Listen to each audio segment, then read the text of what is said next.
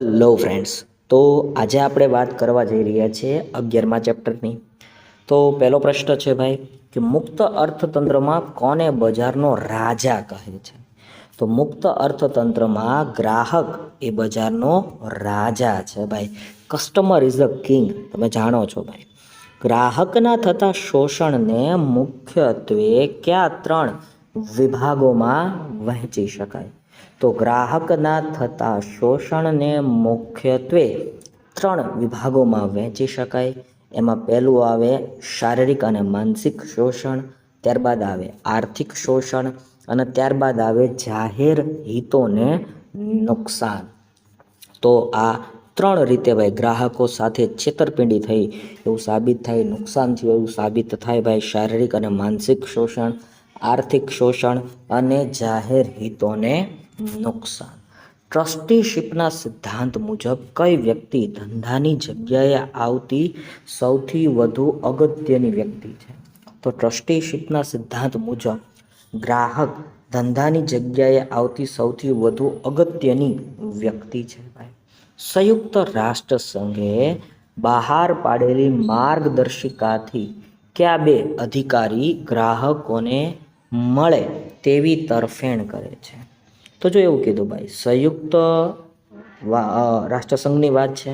સંયુક્ત રાષ્ટ્રસંઘ દ્વારા બહાર પાડેલી માર્ગદર્શિકાઓ છે અને એણે એવું કીધું કે બે અધિકારો ગ્રાહકોને મળવા જોઈએ. અહીંયા અધિકારો છે ભાઈ. તો એ કયા કયા? તો એક પ્રાથમિક જરૂરિયાતોનો અધિકાર અને આરોગ્યપ્રદ વાતાવરણનો અધિકાર. ગ્રાહકે ખરીદી કરી છે તેના પુરાવા રૂપે શું રજૂ કરવું ફરજિયાત છે? તો ગ્રાહકે ખરીદી કરી છે તેના પુરાવા રૂપે બિલ રજૂ કરવું ભાઈ. એવિડન્સ તરીકે ભાઈ બિલ બહુ મહત્વની વસ્તુ છે. જિલ્લા કક્ષાના ફોરમના ચુકાદાથી સંતોષ ન હોય તો પણ પક્ષકારે કેટલા દિવસમાં અને ક્યાં પુનઃ વિચારણા માટે અરજી કરવી પડે છે?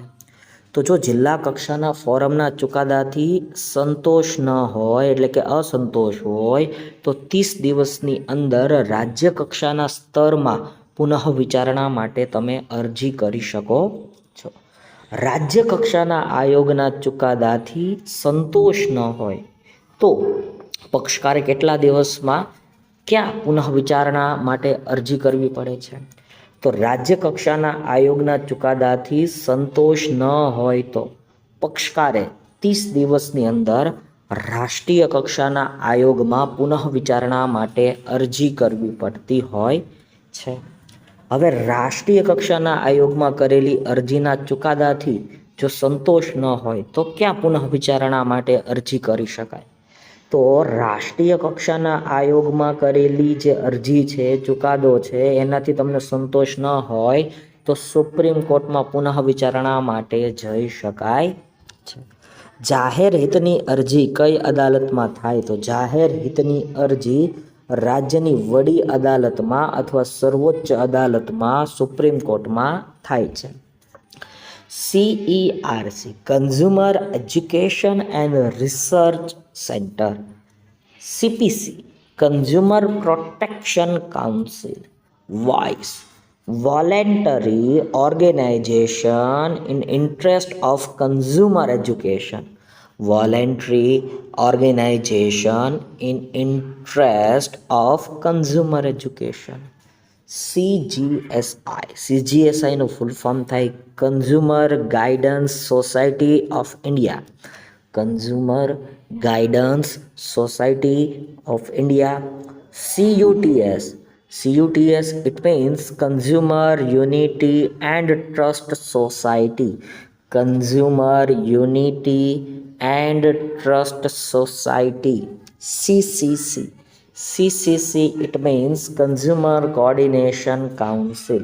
Consumer Coordination Council. NSC એટલે કે national consumer helpline. National consumer helpline. ગ્રાહક સુરક્ષાનો અર્થ આપવાનો છે. તો ગ્રાહક સુરક્ષા એટલે વેચાણકારો અને ઉત્પાદકોની અનૈતિક, શોષણયુક્ત અને અયોગ્ય પ્રથાઓની સામે રક્ષણ પૂરું પાડવું એટલે ભાઈ ગ્રાહક સુરક્ષા. ગ્રાહક સુરક્ષાનો બીજો અર્થ વેપારીઓ અને ઉત્પાદકો દ્વારા મહત્તમ નફો મેળવવાની લાલચમાં વિવિધ તરકીબો અજમાવીને જે શોષણ કરવામાં આવે છે તેના વિરોધમાં વિવિધ પગલાઓ દ્વારા ગ્રાહકોના હિતને જાળવવાના કાર્યને ગ્રાહક સુરક્ષા કહે છે. શારીરિક અને માનસિક શોષણ એટલે શું?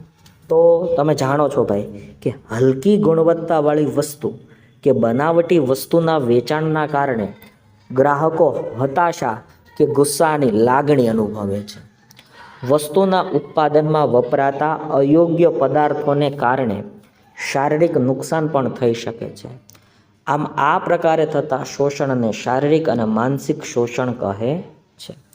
ગ્રાહકો સાથે છેતરપિંડી થવાના કારણો પૈકી કયું કારણ સૌથી મહત્વનું છે? તો ગ્રાહકો સાથે છેતરપિંડી થવાના કારણો પૈકી મહત્વનું કારણ એ છે કે છેતરાયા પછી ગ્રાહકો સંગઠિત અને જાગૃત હોતા નથી અથવા કાયદાકીય પગલાં ભરી શકાય તેવી માહિતી તેમની પાસે હોતી નથી.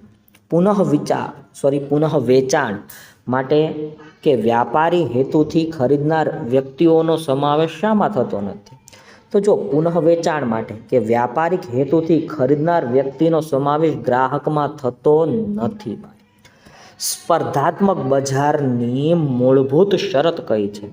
તો સ્પર્ધાત્મક બજારની મૂળભૂત શરત એ છે કે ધંધાએ ગ્રાહકો સુધી પહોંચવું, તેમની ઈચ્છા કે જરૂરિયાતને જાણી તે અનુસાર તેનું ઉત્પાદન કરવું. ગ્રાહક સુરક્ષાનો કાયદો કયા સ્વરૂપો સામે રક્ષણ આપે છે? તો ગ્રાહક સુરક્ષાનો કાયદો ગ્રાહકોને શક્તિયુક્ત માલ સામાન એટલે કે ખામીવાળો, ઉણપ ધરાવતી સેવાઓ, આરોગ્ય સાથે વેપારી નીતિઓ, બરાબર, આરોગ્યમાં જે છેડા કરતી હોય એવી વેપારી નીતિઓ હોય અને ગ્રાહકો સાથે થતી છેતરપિંડીના વિવિધ સ્વરૂપો સામે રક્ષણ આપે છે, પ્રોટેક્શન આપે છે. ગ્રાહકોની જાણકારીનો અધિકાર એટલે શું? ગ્રાહકોની જાણકારીનો અધિકાર એટલે ગ્રાહકને વસ્તુ કે સેવા અંગેની બધી જ માહિતી જેવી કે તેના ઘટકો, ઉત્પાદનની તારીખ, ઉપયોગ કરવાની રીત, કિંમત, જથ્થો, શુદ્ધતા, ગુણવત્તા વગેરે મળવી જોઈએ. ઉત્પાદકે વસ્તુ અંગેની બધી જ માહિતી પેકિંગ ઉપર કે લેબલ ઉપર દર્શાવવી ફરજિયાત છે. ગ્રાહકોના પસંદગીનો અધિકાર એટલે શું? તો ગ્રાહકોના પસંદગીનો અધિકાર એટલે ગ્રાહકને તેની પસંદગીની વસ્તુ કે સેવા યોગ્ય કિંમતે, યોગ્ય જથ્થામાં, યોગ્ય જગ્યાએ અને યોગ્ય સમયે મળવી જોઈએ. આરોગ્યપ્રદ વાતાવરણ એટલે શું? આરોગ્યપ્રદ વાતાવરણ એટલે પ્રદૂષણો સામે રક્ષણ કે જેથી માનવી ગુણવત્તાયુક્ત જીવન જીવી શકે. ગેરમાર્ગે દોરતી જાહેરાતોના બે ઉદાહરણ: અમુક પ્રકારના ઠંડા પીણા પીવાથી તમારામાં અનહદ શક્તિનો સંચાર થશે અથવા અનહદ શક્તિ આવી જશે. તમે અમારું વાહન ખરીદો અને હવામાં ઉડવાની મજા માણો. અમુક ઉત્પાદનોનું સેવન કરવાથી ગ્રાહકની ઊંચાઈમાં વધારો થશે. ગ્રાહકવાદ એટલે શું? તો ગ્રાહકવાદ એટલે ગ્રાહકોની સંગઠિત ચળવળ. દરેક ગ્રાહકે સુરક્ષા સમિતિની સ્થાપના અને સંચાલનમાં સક્રિય ભાગ લેવો જોઈએ અને ગ્રાહકોમાં અધિકારોની જાગૃતિ લાવવા, હિતોની જાળવણી કરવા અને જરૂરી જ્ઞાન તેમને મળે તેવી વ્યવસ્થામાં ભાગીદાર બનવું જોઈએ. PILનું full form public interest litigation. Ecomark એટલે શું? જે ઔદ્યોગિક એકમો ઓછામાં ઓછું પ્રદૂષણ કરીને ઉત્પાદન કરે છે તેમને ભારત સરકારનું પર્યાવરણ ખાતું આ પ્રકારનો માર્કો આપવાની મંજૂરી આપે છે, જેને ઇકો માર્ક કહે છે. લોક અદાલત વિશે ટૂંકમાં તમારે કહેવાનું છે. તો ગ્રાહકોનું થતું નુકસાન કે શોષણ અટકાવવા કેટલાક જાહેર એકમો પોતે જ લોક અદાલત યોજે છે અને આવી અદાલતોમાં ગ્રાહકો પોતાની રજૂઆત કરી શકે અને તેના નિવારણ માટે તાત્કાલિક નિર્ણય લેવામાં આવે છે. જેમ કે ભારતીય રેલવે હોય, BSNL હોય, દર વર્ષે આવી નિયત લોક અદાલતોને યોજતી હોય છે. ગ્રાહકોની માહિતી આપતી ડિરેક્ટરીનું નામ શું છે? તો ગ્રાહકોની માહિતી આપતી ડિરેક્ટરી એટલે consumer coordination council. Consumer coordination council. વોઇસનું ફૂલ ફોર્મ, બરાબર, વોઇસનું full form voluntary organisation in interest of consumer education. CERC consumer education and research centre.